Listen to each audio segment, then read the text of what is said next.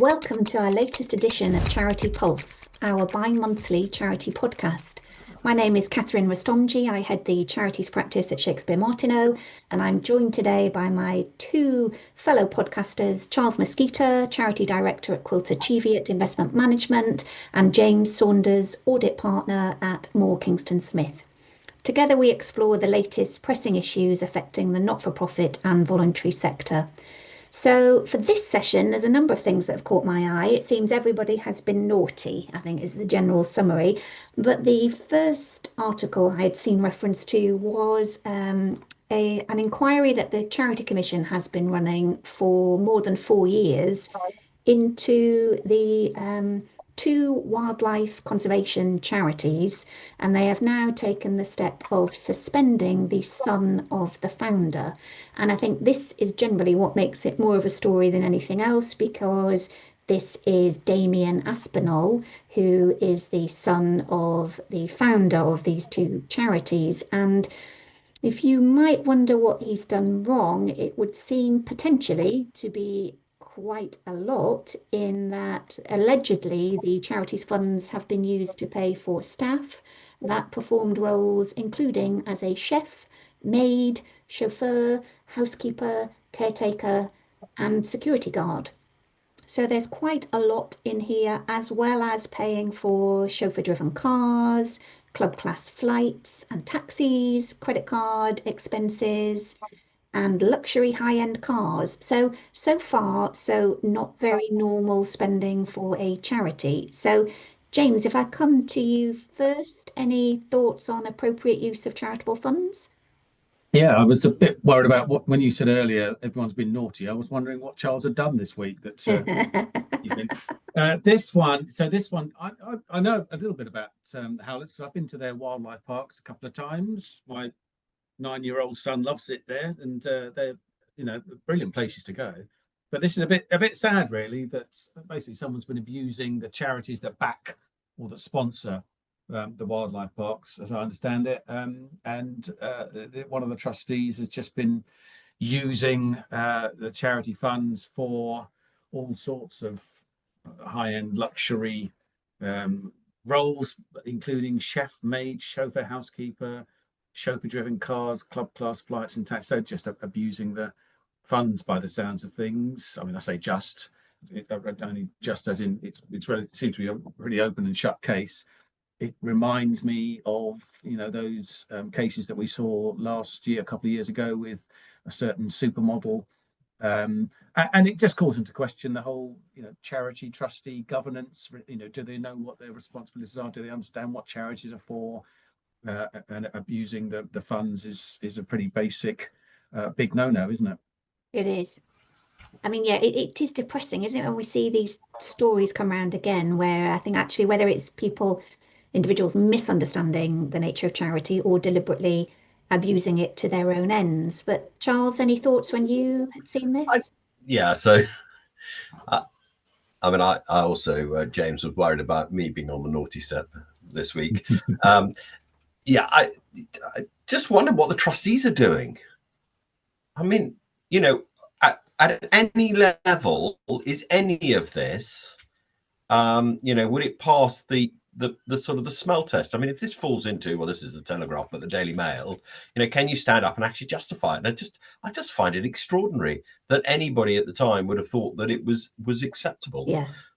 So yeah, I mean, it just beggars belief as far as I can see. The one thing in the article I have to say that I was sort of slightly taken aback by, is that they mentioned Carrie Johnson, Boris Johnson's wife, being senior communicator. But after all of this, I didn't quite see why that was relevant to any of this. But anyway, Yes. yeah. Well, for the benefit of the tape then, Charles, we will all confirm that Carrie Johnson was not involved, was not employed at the charity when any of this was happening, which seems to be an important point to note. But yeah.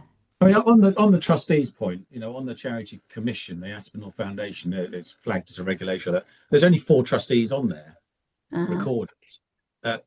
Damien Aspinall is recorded as the chair. No date of appointment, so presumably from the start, whenever it was formed. And there's 3 other trustees, one of whom also has the surname Aspinall. So I mean, do you remember that story from a couple of years ago about the family trust where the father was Yeah, investing in his own business? You remember that? I that think was that was Cranes, wasn't it, in Yorkshire? it was, yeah, but I mean, this is similar, isn't it? It's a family trustee board, two family members at least. The other two, one of them has been on there for a long time. It's just a lack of.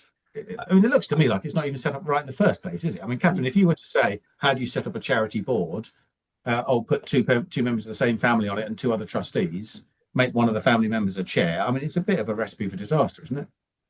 And it is that lack of understanding. I mean, I think we saw that with Captain Tom Foundation as well. It's whether those trustees were properly advised when this charity was set up to say you can't just play with charities. It's not just another entity in your family group. It is a publicly registered independent organization set up for public benefit, not set up to benefit the family. So yeah, there is a question there, isn't there, of that understanding and whether that had been advised and ignored or whether this is an innocent mistake, but it's not sounding a slight wrong, is it? It's sounding like this is quite a fundamental. And I haven't actually read the Charity Commission's report on this, but I'm also slightly surprised that they haven't censored in some way the trustees for lack of oversight and control on what Aspinall was doing. So I think that may follow, Charles. Yeah, I think at the moment they're still in the inquiry phase. So Yeah. when they get to the end of that, I think it'll be interesting, won't it? And although I wouldn't want to advocate that we put a rule hard and fast in place, because I think there are circumstances where it isn't appropriate. But this to me just shows the need, one, that trustees understand that they're acting in the best interest of the organization and not doing it as a personal favor to somebody who may have appointed them, but also around the independence of trustees. So you can have family members on, but you do need to have that independent voice, and that independent voice needs to be vocal in making sure that they're doing right by the purpose of the organization. Indeed. So the next naughty list is, I'm always staggered by this. The numbers just make my head spin, but there are 10 further charities who are being investigated by the Charity Commission as part of its class inquiry into concerns about cheques being exchanged for cash. And so far you think, okay, 10 charities, it's quite a lot, but okay.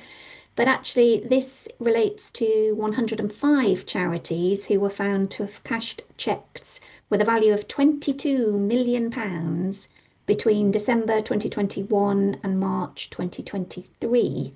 So this is something, obviously, the Charity Commission are looking into and looking at various aspects of it. James, I was more thinking from the financial accounting reporting systems point of view, whether you had any ideas what might be going on here or issues?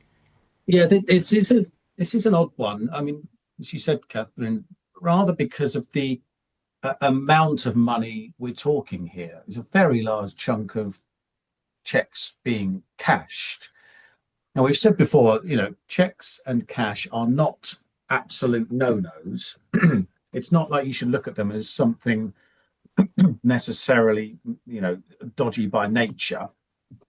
But it's all about the controls and the processes you have in place to deal with them. And importantly, here, the regulator, as I understand it, the regulator's looking to examine how the charities dealt with the money. So they want to assess whether the trustees have got oversight of what happened to the money afterwards it was exchanged from the checks, whether the money was then used properly in the charitable objectives that it should have been. So it's the processes around the enactment and or the actual cashing of the money, and then what gets used for, that the Charity Commission is looking into primarily, rather than just per se the use of checks and cash being checks being cashed. Yeah, and I think that question, isn't it, of whether these financial transactions were in the charity's best interest. So I do wonder, is there an element of charge being made or a percentage being given to whoever's doing the actual cashing of the checks, and whether that's an appropriate level, perhaps. But Yeah, well, I mean, there is an age-old argument, isn't there, with a lot of charities that they have to get cash to their beneficiaries for any number of reasons. No, maybe not. No bank accounts in place. Maybe they need cash short-term notice. They are working often with people in poverty, people who are struggling, and the cash is absolute king in those circumstances. £22 million worth of cash is a big amount of cash. it is. And I think that's what's, the odd amount here or there is one thing. £22 million worth is probably, I would imagine, what triggered this investigation, because it's such a large amount of money across a number of organisations, charities, that all of which, need to have that question asked: have you got the right controls over it? Are you sure that it's being used, the money eventually is being used as you intended? And Charles, you noticed, hadn't you? I think one of the charities involved had given some response so far. Yes. So one of the charities turned around and said that all their board had been appointed on August 2024, which was post this activity going on, and therefore should be removed from the investigation. I'm sorry, chums, but actually, you're being made trustees. You're responsible for the organisation, even for its past deeds. And the commission, I suspect, is going to say tough. What did also strike me is so why have you now got a new board, all of whom seem to be, if I'm taking it literally, have been appointed at the same time. So what's happened prior to that? But also I think from people thinking about becoming a trustee of an organisation, doing due diligence prior to doing that is very important. I'm not sure whether you would pick it up or not. The other thing I think was quite interesting is the HMRC recently made an unannounced visit to a company in Hackney, East London, in which 105 charities have been found to be cashing checks. I sort of slightly wonder why that. Well, I mean, there's obviously something that's concerning them to do an unannounced visit. So I suspect this is all connected. I mean, I hope at some point we will get some sort of clarity and lessons that can be learned. But, to James's point, I have massive sympathy, having been involved with an organisation handing out cash in circumstances of where that was the only way you could get the money to the beneficiaries who were in need. Trying to put controls in place and making sure that it's all above board and that you're confident is extraordinarily difficult. We even went out to visit, seeing what was happening, trying to monitor. But, if you're giving away small amounts of money of 50 or 100 quid, because people need to go and, buy supplies or whatever it may be, there is only so far that you can go. So yeah, I mean, a very difficult area. Well, Catherine, one thing I would add on this is, and this links in actually with the previous matter we were talking about. This, I've just looked at one of the charities here. It is a charity that has £3 million of income and spends £3 million every year. So it's a 3 million. It's got 3 trustees. Three individuals, but effectively, we said before, volunteers as charities, 3 trustees running a £3 million organisation. The Aspinall Foundations are the same. They're as charities. They're £3 million income organisations, and it seems extraordinary to me that organisations with this much amount of money flowing through them are being run by such by a small group of trustees, in each case. I mean, if you think about what the ideal size of a board is, you're probably talking somewhere in the region of 8, aren't you? And this one that I'm looking at, no employees. So you've got that's even more concerning. £3 million worth of money flowing regularly. Where are they spending? Where are they spending the money? Is that in East London, or is that going to be, or is it being spent abroad? Some of it's grants, but most of it's grants to individuals. It says 894 grants to individuals. Grants to individuals for the relief of poverty, sickness, and infirmity. How many grants? 800. 894 grants. So these trustees must be doing a hell of a lot of work on that. That which total in this case £3 million worth, 3.042 million pounds, 894 grants. I mean, it just doesn't stack up.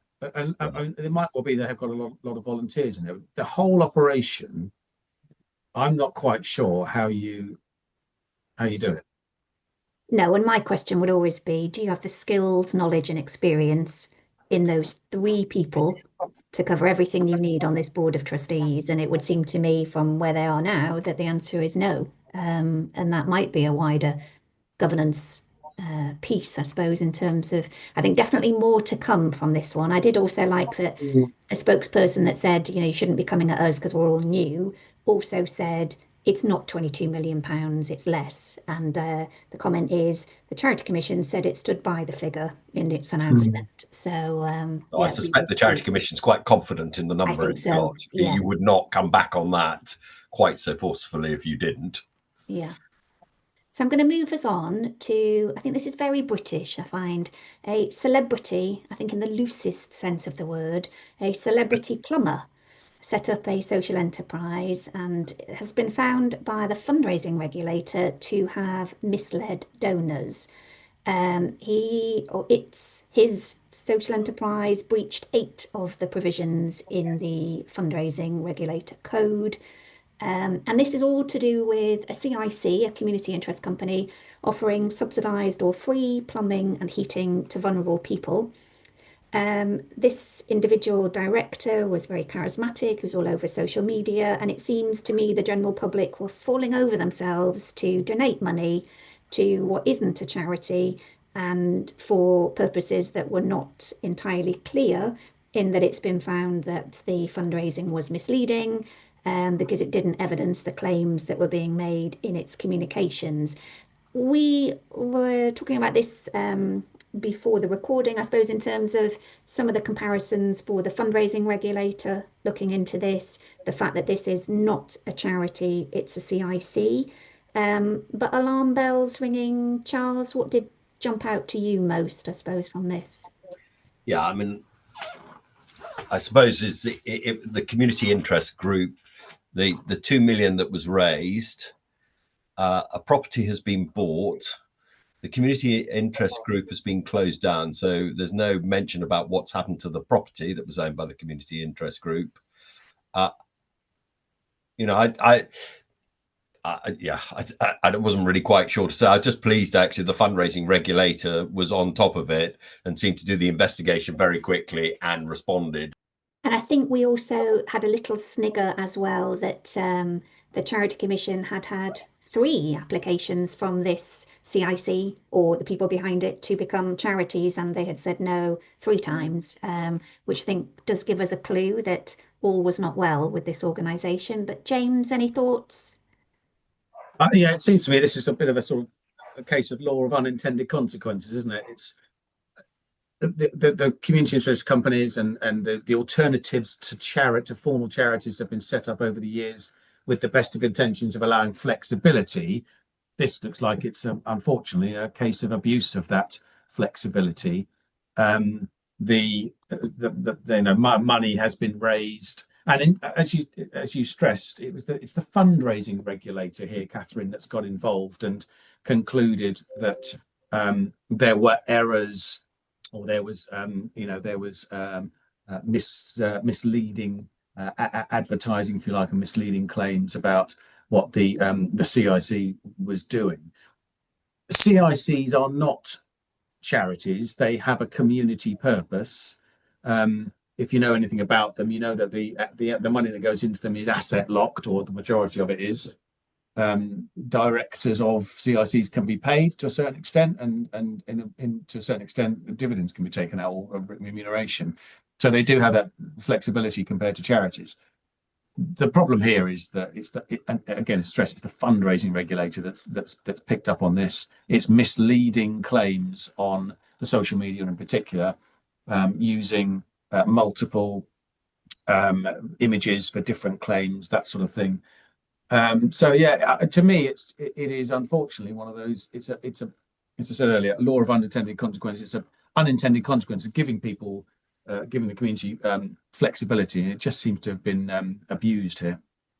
Yeah, and there is a piece for me around the general public really doing their own due diligence of why people fall over themselves to donate to things Yeah. that are not charities, that do not have, the backup of where are those funds going to, once it's given, they've got no control over it. So, I think that is a bit of an education piece, which I think the fundraising regulator is trying to get across because a large majority of their work relates to CICs where people do believe them to be charities because that's the way it's being presented, and the fundraising regulator trying to get that discipline brought in. But my final naughty story for this session is back to the Charity Commission. They have disqualified 4 trustees from a sight loss charity, including its chief executive. And this charity apparently had been used as a front for criminal activities. The trustees hadn't sufficiently overseen, I think that's an understatement, but they hadn't overseen the actions of the chief executive, and there'd been a lack of action by them. We are talking about disqualification, I think 3 of them for 5 years, one of them for 3 years. Um, who will I go to first? Charles, you blinked. So, Charles, I'm coming to you. Your thoughts on this story?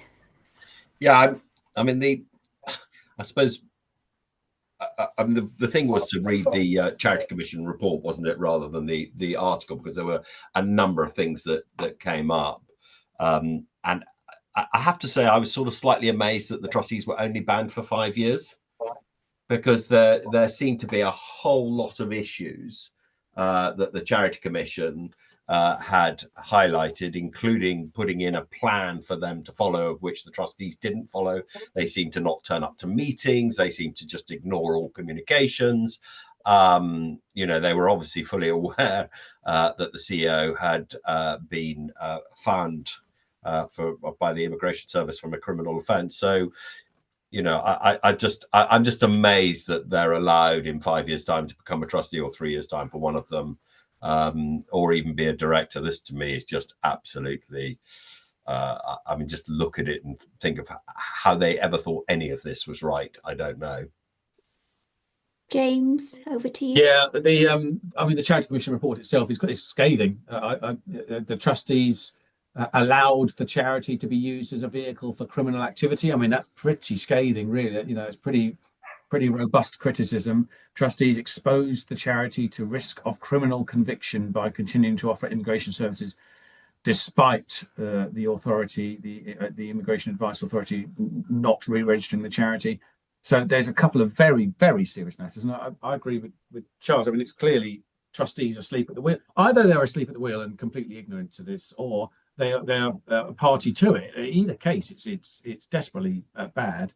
And yeah, as I say, I'm with Charles. I'm surprised that they only got off with a 5-year ban, if you like. Yeah, and I think we've talked about this before as well. It is depressing in the sense that the charity was set up to support blind and partially sighted members of African and Caribbean communities. I think, yeah, and those people need those services. So this is not doing them any favors whatsoever. So, I think often it's the beneficiaries that get forgotten in these stories, isn't it? And I think we've seen that Yeah. with some other recent examples. But I mean, there's a statement here in the commissions, and I'm going to read this to you. It's just the trustees exerted insufficient oversight over the charity, allowing it to be used as a vehicle for criminal activity.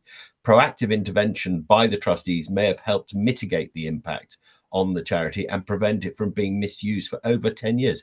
So, okay, so you've made a statement about they could have done something that would have stopped it for over 10 years, but they've only banned them for 5. Sorry, I just don't understand. But I also don't know what their powers are, because to my mind, these people should be banned in perpetuity, either being a trustee or a director of a company. I think we're all in kind of hanging judge mode today. So I'm going to Yes. wrap up our podcast. I would say to dear listeners, if you have happier topics you would like us to look at or suggested ideas for, have a consideration of, do let us know. But thank you, James. Thank you, Charles. Thank you for listening. You can listen to previous episodes on Spotify, on our websites, on YouTube. And there are other examples we've done more recently of a trustee special, looking at why people should become a trustee and the issues around that. So there may be previous recordings that might be of interest to you, but do let us have any comments or feedback. We'd love to hear from you and hope you can join us again.